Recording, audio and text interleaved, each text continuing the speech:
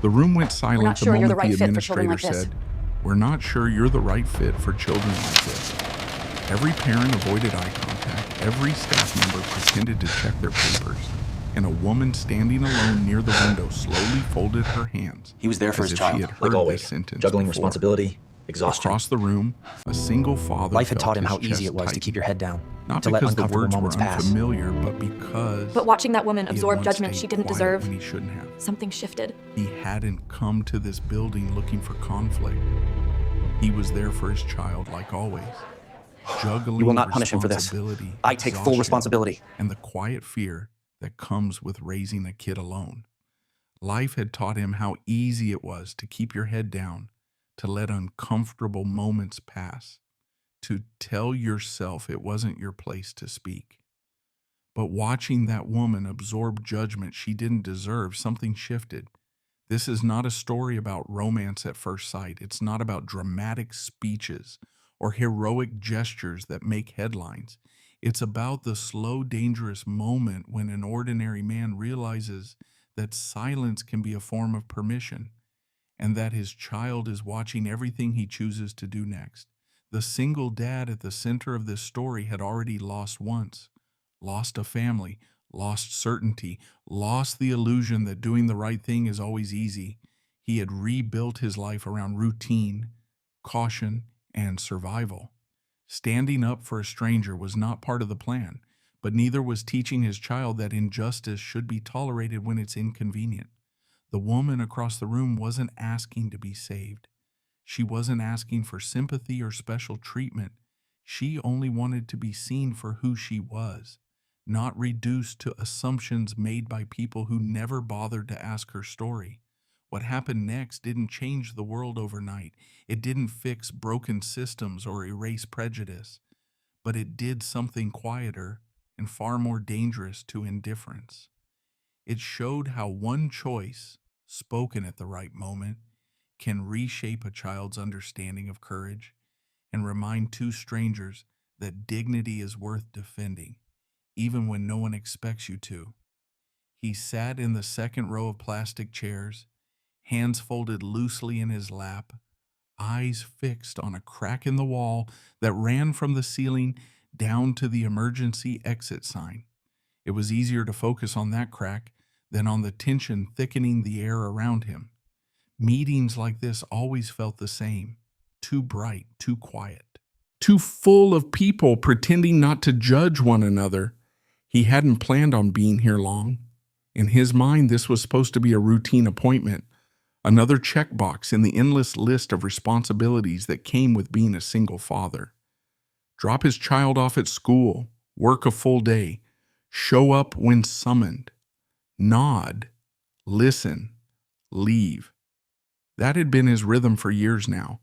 Survival didn't leave much room for anything else. He used to be someone who spoke more, someone who believed that saying the right thing at the right time could change outcomes. But life had a way of sanding those beliefs down, smoothing them into something quieter and less dangerous. After the accident, after the hospital corridors and the paperwork and the way condolences slowly stopped coming, he learned a different skill. He learned how to endure. Enduring meant choosing battles carefully.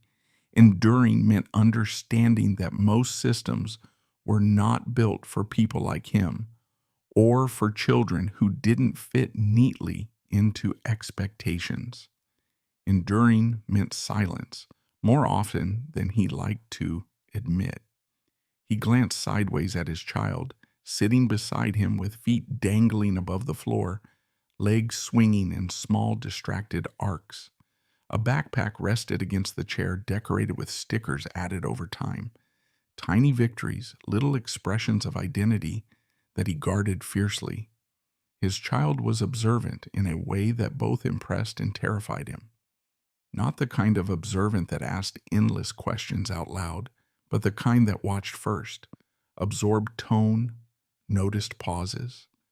The kind that learned who people were, not from what they said, but from what they avoided saying. That was what scared him most. Children learned from what you modeled when you thought they weren't looking. The administrator's voice carried across the room, calm and measured, polished by years of delivering difficult messages without appearing responsible for them. Words like policy, limitations, concerns floated easily, as if they didn't land on real lives. He'd heard those words before. Different building, same meaning. He felt the familiar instinct rise, the one that urged him to stay neutral, to keep his expression unreadable, to let things play out without interference. After all, he wasn't the one being addressed. This wasn't his confrontation. That was the lie he'd learned to tell himself. Years ago, there had been another room, another uncomfortable silence. Another moment when someone said something that should have been challenged. Back then, he'd been tired too, overwhelmed, convincing himself that keeping the peace was the responsible thing to do. He remembered the way regret didn't arrive all at once. It came later, quietly, settling into his chest like a weight he never quite learned to put down. Now, as the administrator continued speaking, his eyes drifted to the woman standing near the window. She hadn't said anything. She hadn't interrupted or raised her voice or demanded fairness. She simply listened, shoulders squared, chin lifted just enough to suggest that she had learned long ago how to absorb disappointment without letting it show too clearly. There was something about her stillness that unsettled him. It wasn't weakness, it was restraint. He recognized it instantly. People mistook restraint for acceptance all the time. He watched her fingers curl inward, then relax again, as if she were grounding herself through muscle memory, a practice motion, a familiar one. His child leaned slightly closer to him, their shoulder brushing his arm, not looking at him, looking at the room. He knew that gesture too. It meant, I feel something is wrong, but I don't know how to name it yet. The administrator paused, waiting for acknowledgement, for agreement, for compliance. Silence stretched. And in that silence, the single father felt the old reflex tighten inside him. Don't draw attention. Don't make this harder than it has to be. He exhaled slowly through his nose. He thought about all the nights he'd spent teaching his child to speak up when something felt unfair, about the long conversations in the car about kindness, about courage, about doing the right thing, even when it was uncomfortable. Children remembered what you did, not what you preached. He realized then that this wasn't about the woman by the window. Not entirely. This was about the version of himself his child would carry forward, the example that would quietly shape how they treated others, how they understood power, how they decided when silence was acceptable. He shifted in his seat, the chair scraping softly against the floor. The sound seemed too loud, drawing attention in a room trained to avoid it. The administrator glanced at him briefly, polite but distant, the way professionals look at someone they don't expect to speak. He almost didn't. The words hovered at the edge of his throat, unfamiliar, risky. He hadn't planned them. They weren't rehearsed or eloquent, but they were honest. Before he could second-guess himself, his child looked up at him, not with fear, with curiosity. That look did something to him. It anchored him. He straightened slightly, heart beating faster now, aware of the subtle shift in the room, aware that once he spoke, he couldn't retreat back into invisibility. And for the first time in a long while, that didn't feel terrifying. It felt necessary. She had learned over time how to stand very still. Not frozen, never frozen. Still in a way that suggested control, in a way that made people assume she was unbothered, composed, unaffected. The truth was quieter and far less convenient. Standing by the window, she kept her gaze outward, fixed on the muted movement of cars in the parking lot below. The glass reflected the room behind her in faint layers. Rows of chairs, neutral-colored walls, people seated in careful distance from one another. She could see herself in that reflection too, just barely. A woman with her hands folded, posture straight, expression neutral enough to invite interpretation. She knew what most people saw when they looked at her, or rather what they thought they saw. They saw someone difficult, someone who came with complications, someone whose background didn't fit neatly into forms or expectations. They rarely saw the years it had taken her to arrive at this exact posture. The discipline required to listen without interrupting. The effort it took to keep disappointment from hardening into bitterness. She hadn't always been this good at it. There was a time when injustice felt louder, sharper, when she believed that if she explained herself clearly enough, if she spoke with enough patience, people would understand. She used to think misunderstanding was accidental. Experience had taught her otherwise. The administrator's voice drifted toward her again, measured and professional. It wasn't cruel. That was the part that made it harder to fight. Cruelty could be confronted. Cruelty left bruises you could point to. This was something else entirely. This was exclusion dressed up as concern. She nodded once, slowly, acknowledging words she didn't agree with but had heard many times before. Phrases like not the right fit, limited resources. We have to consider what's best for everyone. Everyone she knew rarely included people like her. Her jaw tightened briefly before she relaxed it again. Old habit. A reminder to herself, don't react. Don't give them what they expect. She could feel eyes on her, quick glances, sympathetic expressions that never quite crossed into action. She wondered, not for the first time, how many of these people would later tell friends they'd witnessed something unfair. How many would reassure themselves that it wasn't their responsibility to intervene. She didn't blame them. She had been that person once too. Her mind drifted, as it often did in moments like this, back to the beginning, to the first time she realized she was being measured by something other than her ability, her preparation, her intent. It had happened years ago, in a room much like this one. Different building, same tone.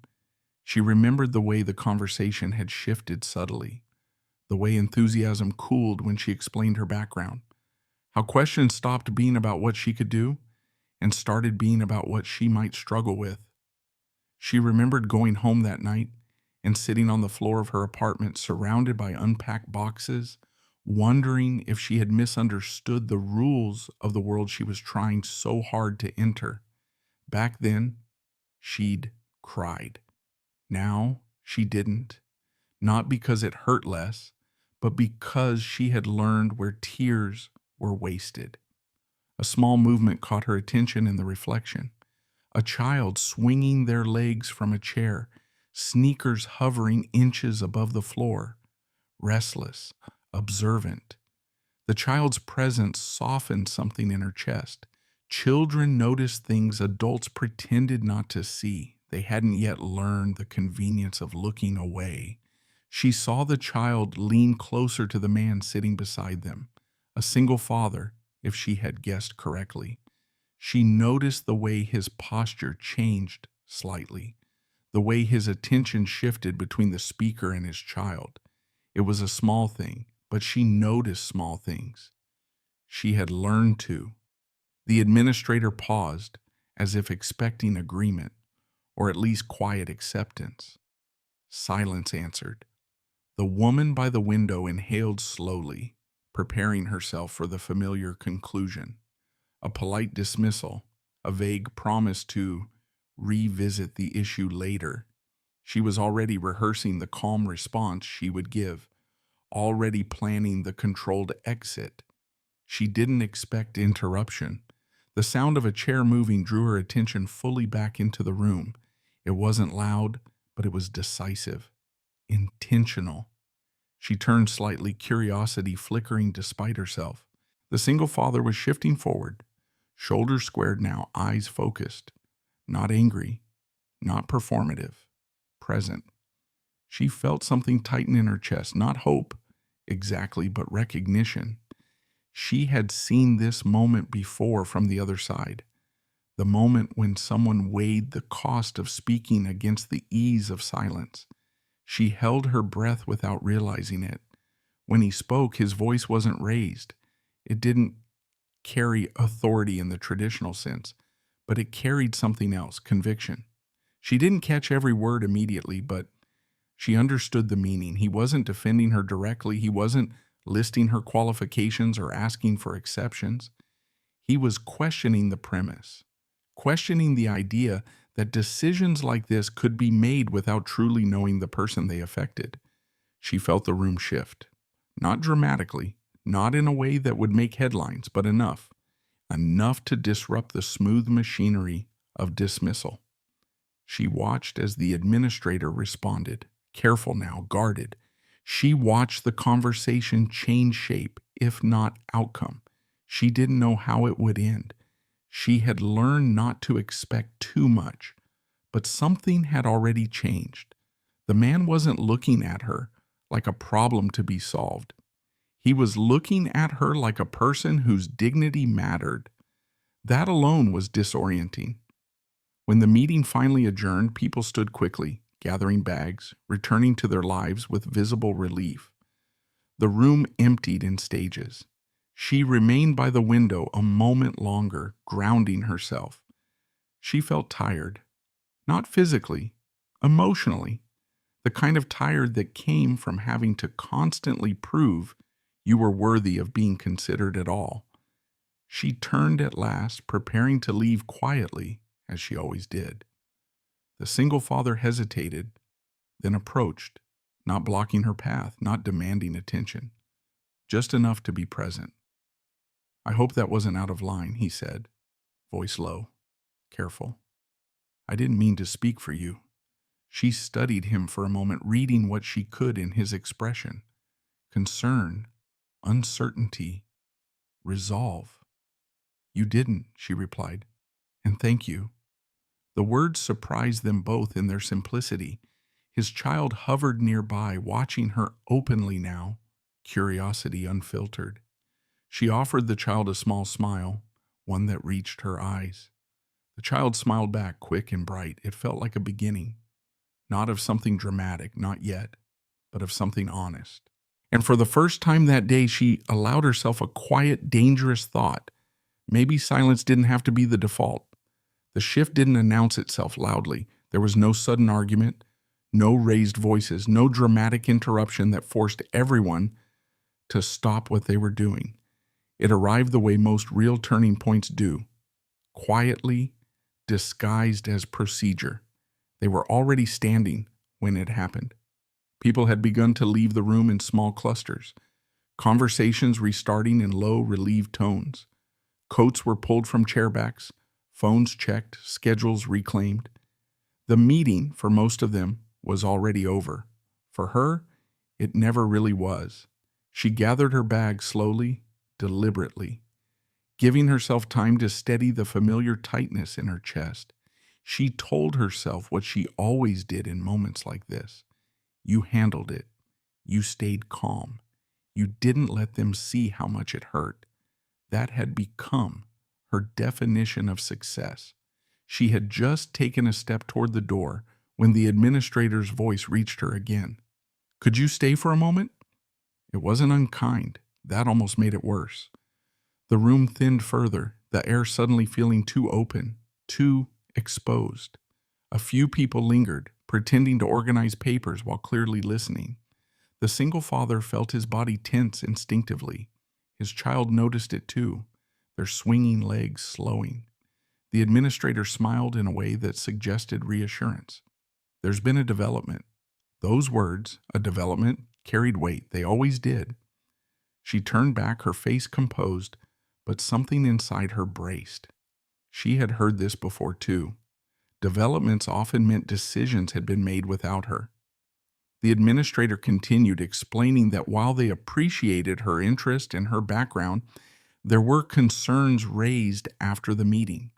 Concerns about optics, about risk, about how parents might respond. No one said the word problem. They didn't need to. She felt the familiar sensation of shrinking, not physically, but socially, as if the space she was allowed to occupy was being carefully reduced. I understand, she said quietly, though the words tasted like surrender. The single father felt something snap into clarity then. This wasn't misunderstanding. This wasn't clumsiness or poor phrasing. This was removal. He looked down at his child, who was staring openly now, brow furrowed in confusion. The child leaned closer, their voice low but audible. "Why are they saying that?" the child asked. "Did she do something wrong?" The question cut through the room with more force than any accusation could have. No one answered immediately. The administrator hesitated, clearly unprepared to justify policy to a child. The pause stretched, uncomfortable and revealing. The single father stood. This time there was no hesitation. "I think that's the wrong question," he said, his voice steady, caring just enough to demand attention. "The right question is why we're teaching our kids that being different is a liability." The administrator stiffened. "Sir, this isn't—" "It is," he interrupted gently. "It absolutely is." He gestured subtly to his child. "My kid is learning right now how adults decide who belongs, and I don't want them learning that convenience matters more than fairness." The room felt suddenly smaller. The woman stood frozen, shock flickering across her controlled expression. She hadn't asked for this. She hadn't invited advocacy, especially not at this cost. He continued, aware now of the risk he was taking. He could feel it. Professional consequences, social consequences, the kind of consequences single parents learn to avoid. But some moments didn't allow avoidance. "You're talking about optics," he said, meeting the administrator's gaze. "But what you're really saying is that it's easier to exclude her than to challenge assumptions. And that's not concern, that's fear." The administrator opened her mouth, then closed it again. A man near the back cleared his throat. Another parent nodded slowly, as if something uncomfortable but undeniable had been named. The woman felt a strange heat behind her eyes. Not tears, something sharper. Gratitude mixed with disbelief. She stepped forward then, her voice calm but firmer than before. "If this decision has already been made," she said, "I'd like it documented, clearly, not in vague language, in plain terms." The request landed with precision. The administrator hesitated again. "That may not be necessary." "It is," she replied, "for me." Silence followed. The single father realized then that this wasn't about him saving anyone. It never had been. This was about standing beside someone while they claimed their own ground. The administrator exhaled, visibly recalibrating. "We can review this formally." It wasn't an apology, it wasn't justice, but it was a crack. They left the building together a few minutes later, not walking side by side, but not entirely separate either. The hallway felt longer than before, every step echoing with what had just happened. Outside, the air was cooler, the sky low and overcast. The single father knelt to adjust his child's jacket, hands steady now. "You okay?" he asked softly. The child nodded. "I think so." They looked past him toward the woman standing a few feet away, staring at the parking lot like she was recalibrating the world. "She didn't do anything wrong," the child said. Not a question, a statement. "No," he agreed. "She didn't." The woman turned then, meeting his eyes. "You didn't have to do that," she said. "I know," he replied, "but I wanted to." They stood there for a moment, three people bound briefly by a shared decision. Nothing was resolved, nothing was guaranteed, but something irreversible had happened. A line had been crossed, and once crossed, it couldn't be unseen. The days that followed did not feel dramatic. There were no phone calls filled with apologies, no sudden reversals that tied everything up neatly. Life, as it usually does, resumed its ordinary pace. School drop-offs, work emails, dinners made from whatever was left in the fridge. And yet something subtle had shifted. The single father noticed it first in the quiet moments. In the car, his child was quieter than usual. Gaze fixed out the window as buildings passed by in familiar blurs. At first he worried he had unsettled them, dragged them into an adult conflict. they hadn't been ready for. He waited. That was another thing life had taught him. Not every truth arrived immediately. It was 3 days later, as he was tying a shoelace before school, that his child finally spoke. "You weren't scared," the child said matter-of-factly. He paused, fingers still on the knot. "I was." The child considered this. "But you still talked." "Yes," he said, "I did." The child nodded slowly, absorbing that distinction. Fear didn't disappear. It was simply something you carried while doing the right thing anyway. He realized then that whatever consequences might come, that lesson alone was worth them. For the woman, the aftermath looked different. She replayed the meeting in fragments, small moments, looping unexpectedly. The child's question, the pause in the administrator's voice, the way the room had shifted when someone finally named what was happening. She had lived so long in a state of quiet vigilance that the idea of someone else stepping into discomfort on her behalf felt unreal, not unwelcome, but unfamiliar. At night, she found herself wondering what might have happened if he hadn't spoken, not in a bitter way, in a curious one. Would she have gone home, written the usual polite follow-up email, prepared herself for the same outcome she'd learned to expect? Almost certainly. Would she have blamed herself anyway, despite knowing better? Probably. Instead, she felt something she hadn't felt in a long time. Momentum. Not hope, not yet.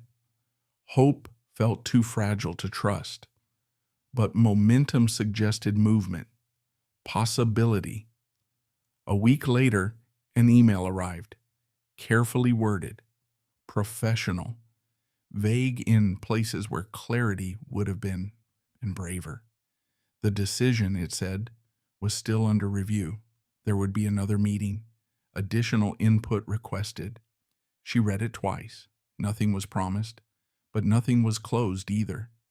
She thought of the man's voice, steady, unembellished, not pleading, not aggressive, just present. She realized then that advocacy didn't always look like grand gestures. Sometimes it looked like someone refusing to let a moment pass unnoticed. Their paths crossed again sooner than she expected.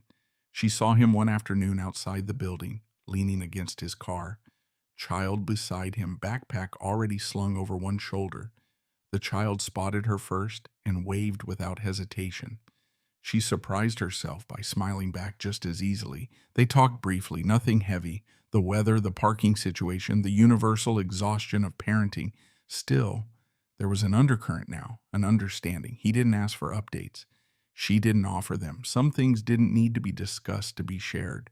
Over the following weeks, changes appeared in unexpected places. At home, the single father noticed his child asking different questions.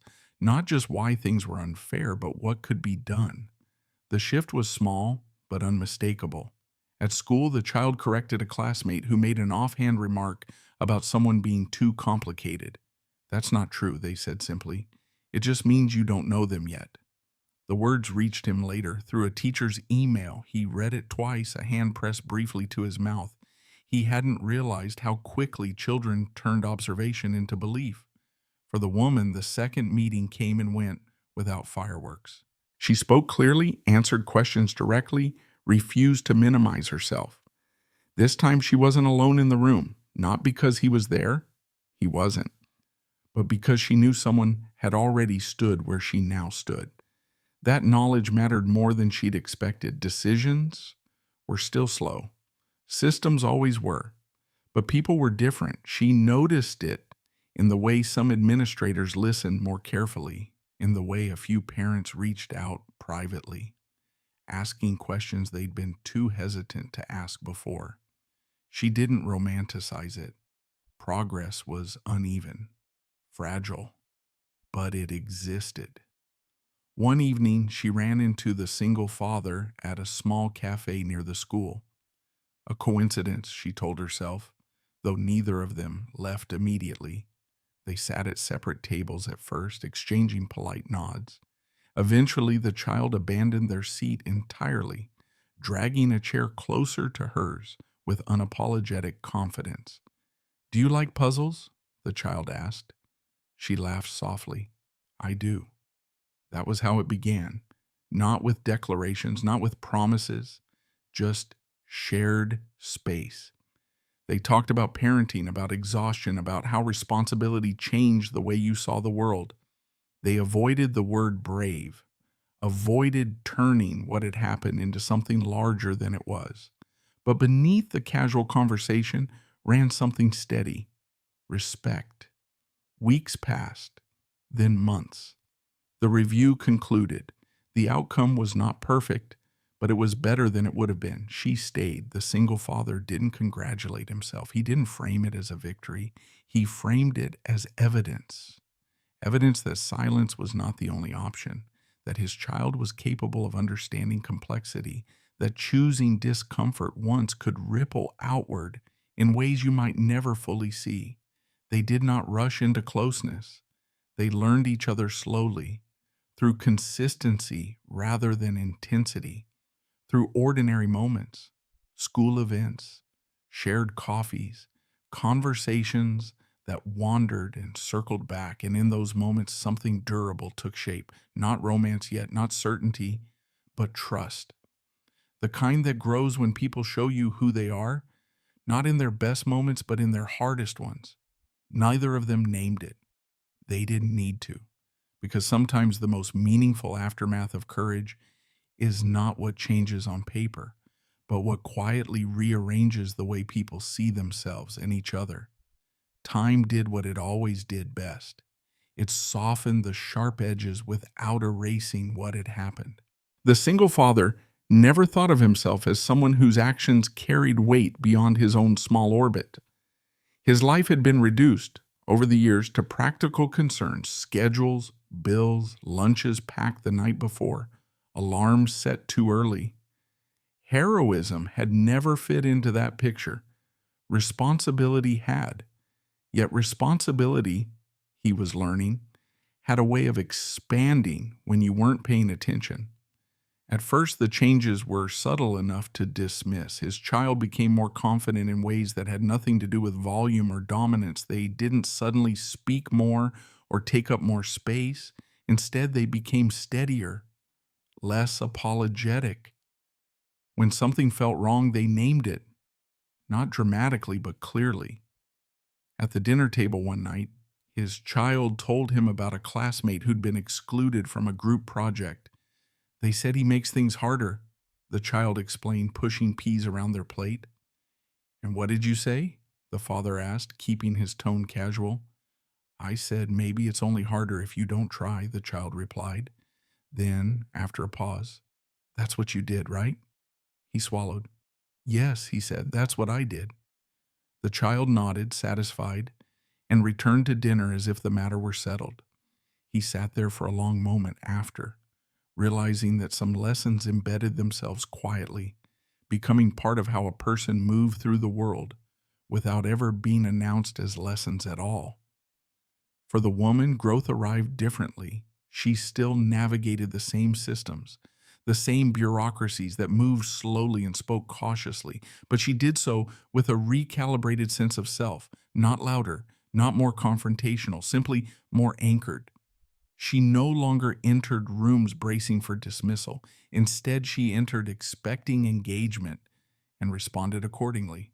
People noticed. Not all of them reacted well. Some resisted. Some doubled down on their discomfort. But others adjusted. They asked better questions. They listened more carefully. They stopped assuming. The ripple was uneven, imperfect, but it existed.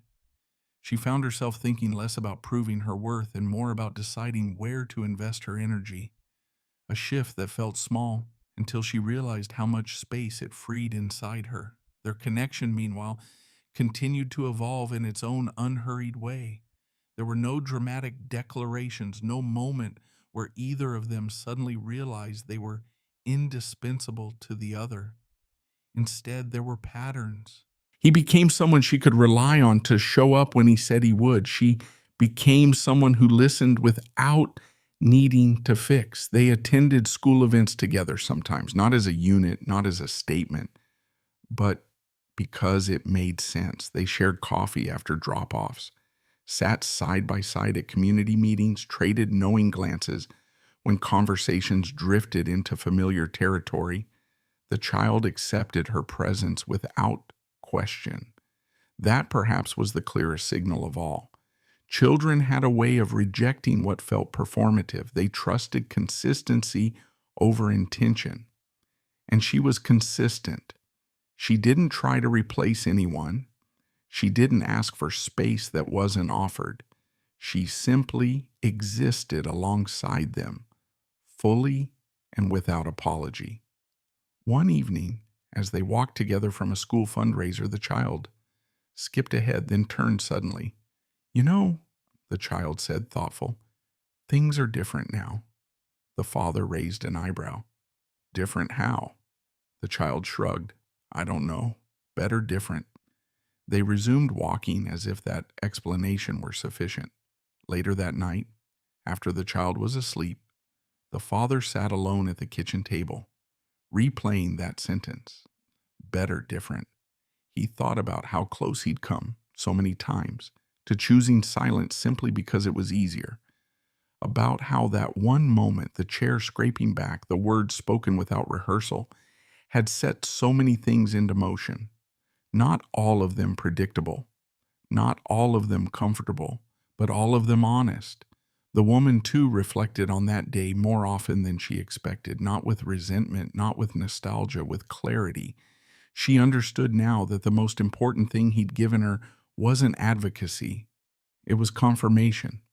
Confirmation that she hadn't imagined the unfairness, that her instincts were trustworthy, that she was allowed to expect more. She carried that with her into every interaction afterward. Weeks turned into months. Life filled itself with small rituals, Saturday mornings that sometimes included all three of them, evenings where conversations stretched longer than planned, moments of shared quiet that felt increasingly natural. They never labeled what they were becoming. Labels, they both knew, could rush things into shapes they weren't ready to hold. What they did instead was choose. Choose to keep showing up. Choose to keep listening. Choose to keep allowing their lives to overlap where it felt right. One afternoon, during a community event, someone approached the woman and thanked her for speaking up back then. She smiled politely, then corrected them. "I didn't do it alone," she said. Across the room, the single father was crouched beside his child, helping untangle something trivial and important at the same time. He looked up briefly, sensing her gaze, and offered a small nod. That was enough. The child, now more assured in their place in the world, began to articulate things with a clarity that startled adults. When asked what they wanted to be when they grew up, the answer shifted. "I want to be someone who notices," they said once. Someone laughed, assuming it was a phase. The father didn't. He understood exactly what that meant. As the year moved forward, the systems that had once seemed immovable continued their slow adjustments. Some policies changed, some didn't. Progress remained partial, but something more durable had been established, a standard. The woman knew now that she would not accept less than she deserved simply to keep things smooth. The father knew that his child was watching, not to judge him, but to learn from him. And the child knew that fairness wasn't abstract, it was practiced. They didn't talk about the future in grand terms. They talked about next week, about next month, about what felt right now.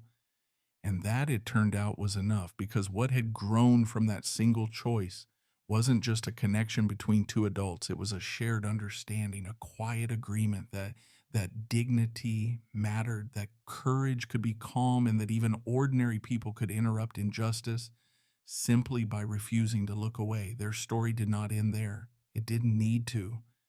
Some stories weren't about endings at all. They were about trajectories. And once changed, those trajectories carried forward into children, into communities, into moments where someone else might hesitate. Then remember that silence is a choice, and so is speaking. The message arrived on a Thursday afternoon, folded into an email that looked harmless enough. The subject line was neutral, procedural, the kind of wording designed to keep emotions out of it. Update regarding your participation. She read it once, then again slower the second time. By the third time, her hands had gone cold. The language was careful, almost apologetic. It referenced concerns, reports, and a need to move forward in the best interest of all parties. There was no accusation stated outright, but the implication was unmistakable. She was being removed, effective immediately, not because of performance, not because of incompetence, but because of an incident that had allegedly made others uncomfortable. She sat very still after finishing the email, laptop open but forgotten. The room around her felt distant, as if she were underwater. She had known this was possible. She had lived long enough inside systems like this to understand how quickly momentum could reverse. All it took was one complaint, one narrative she had no control over.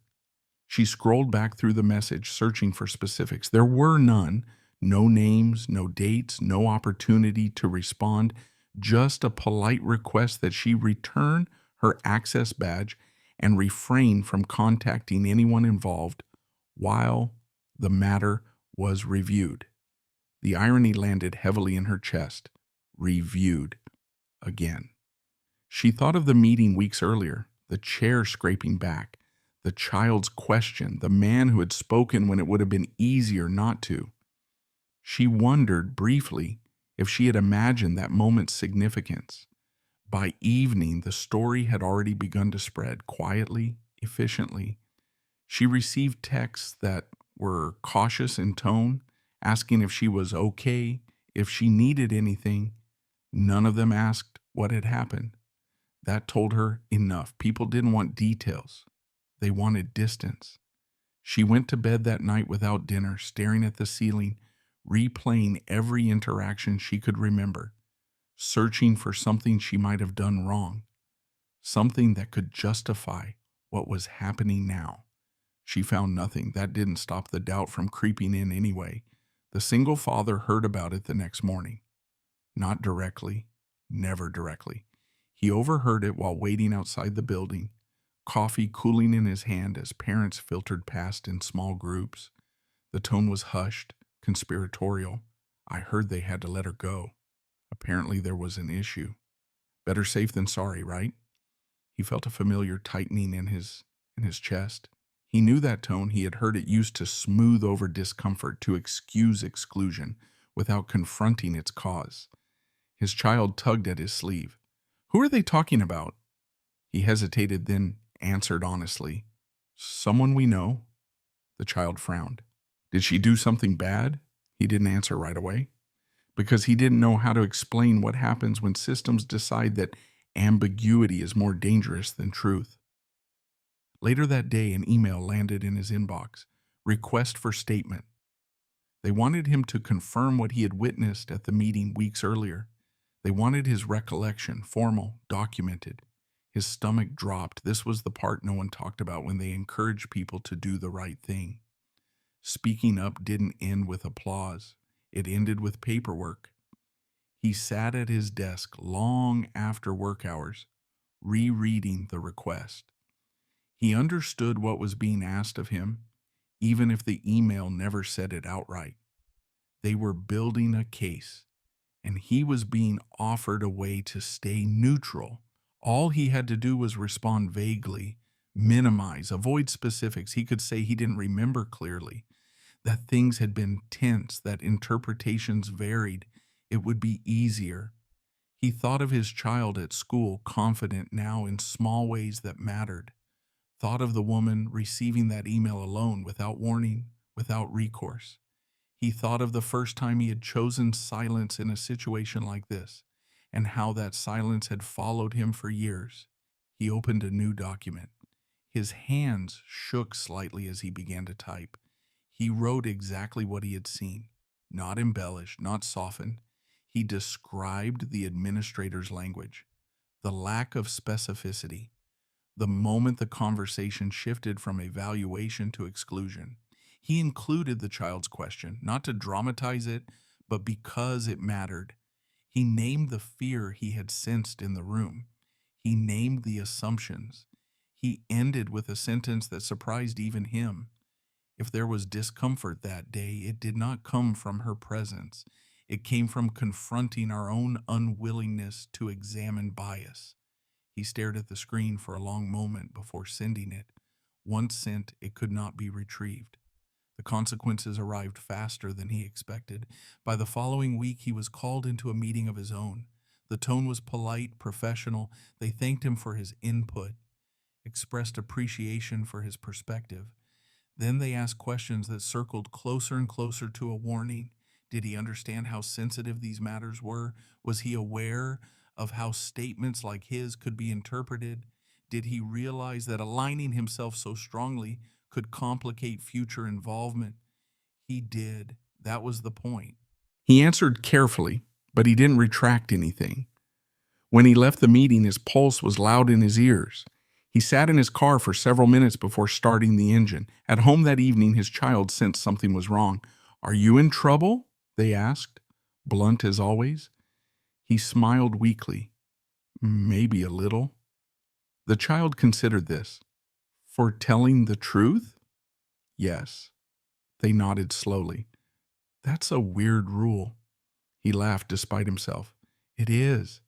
The woman found out days later that he had submitted a statement, not from him, from someone else. Her first reaction wasn't relief, it was fear. She knew what it cost to stand out. She hadn't wanted anyone else to bear that cost for her. She called him that night, voice tight. "You didn't have to do that," she said. "You could have stayed out of it." "I know," he replied, "but I didn't want to." There was a long pause on the line. "They might come after you," she said quietly. "They already did," he answered, "and I'm still okay."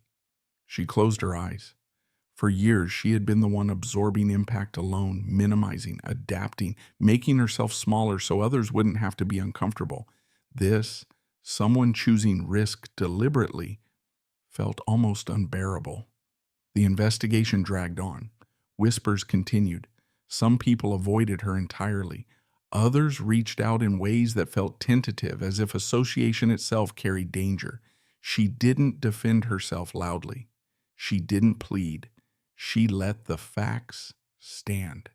When the review finally concluded, the outcome was messy and unsatisfying, as these things often were. No dramatic vindication, no sweeping apology, but the record was corrected. The narrative shifted. From concern to miscommunication, from incident to process failure, she was allowed to stay. Not because the system suddenly became just, but because it could no longer pretend nothing had happened. The single father was not rewarded. His future involvement became more complicated. Invitations grew cautious, conversations more guarded. He accepted that because something else had happened, something that couldn't be undone. His child had watched him choose integrity over convenience, and she had watched someone refuse to let her be erased quietly.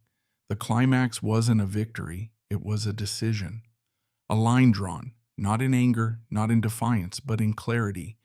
The choice to stand as a witness, knowing exactly what it might cost. And once made, neither of them could return to who they had been before. Not because they were heroes, but because they had learned that silence is not neutral, it is a choice. And this time they had chosen differently. Nothing about the ending looked dramatic from the outside. There was no announcement declaring justice had been served, no public apology, no moment where everyone suddenly understood what they had done wrong. Life simply continued. The systems remained imperfect. People remained cautious. Conversations moved on to other topics, other concerns, and yet something essential had shifted. For the single dad, the change showed up in quiet moments, when his child spoke with a certainty that hadn't been there before, when questions were framed not around fear, but around fairness.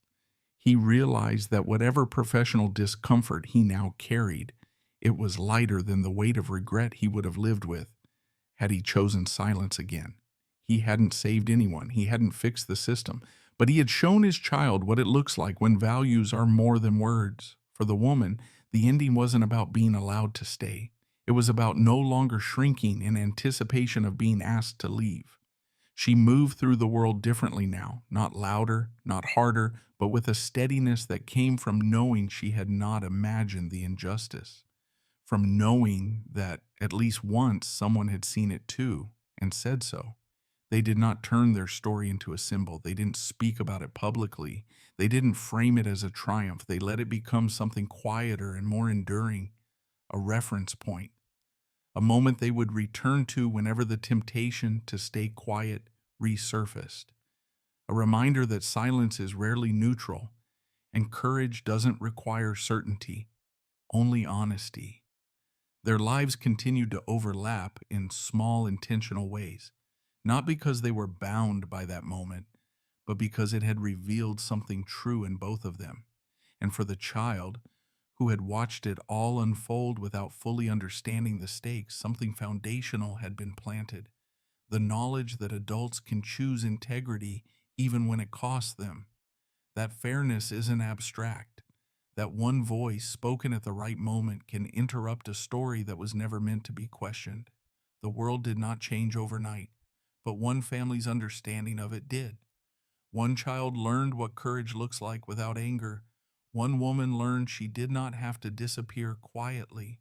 One man learned that the hardest choice is often the most ordinary one, to speak when it would be easier not to. And sometimes that is enough because real change rarely announces itself.